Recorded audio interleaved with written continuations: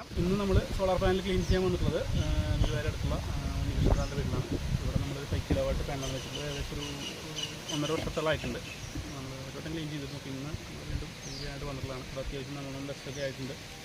അപ്പോൾ ഇന്ന് നമ്മൾ സാധാരണ നമ്മൾ ക്ലീൻ ചെയ്യുന്നത് കാർ വാഷ് അങ്ങനത്തെ സാധനങ്ങൾ യൂസ് ചെയ്യാറ്. പലരും സോളാർ പാനൽ ക്ലീൻ ചെയ്യാനായിട്ട് നമ്മുടെ സോപ്പ് പൊടി അതുപോലെയുള്ള ലിക്വിഡ്സ് ഒക്കെ യൂസ് ചെയ്യുന്നത്. ഒരുപാട് കെമിക്കൽസ് ഉള്ള ലിക്വിഡ്സ് ഒരു കാരണവശാലും യൂസ് ചെയ്യരുത്.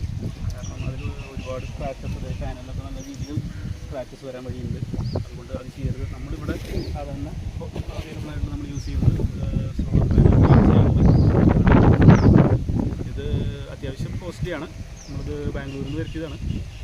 ഡെമോയിട്ട് അവർ 4-5 ബോട്ടിൽ നമുക്ക് അയച്ചു തന്നിട്ടുണ്ട്. ഇത് കഴിഞ്ഞെന്ന് വേണം ഇത് വീണ്ടും ഒന്ന് പ്രവർത്തിക്കുന്നത്. അത്യാവശ്യം നല്ല കോസ്റ്റ്ലിയുള്ള ലിക്വിഡാണ്. ഇതിൻ്റെ ഗുണം നല്ല രീതിയിൽ മാറ്റം വരുമെന്ന് പറഞ്ഞിട്ടുണ്ട്. അത് ഈ വീഡിയോയിൽ നമ്മൾ ക്ലീൻ ചെയ്തതിന് ശേഷം ബാക്കിയുള്ളത് നിങ്ങൾക്ക് ക്ലിയറായിട്ട് കാണാൻ പറ്റും.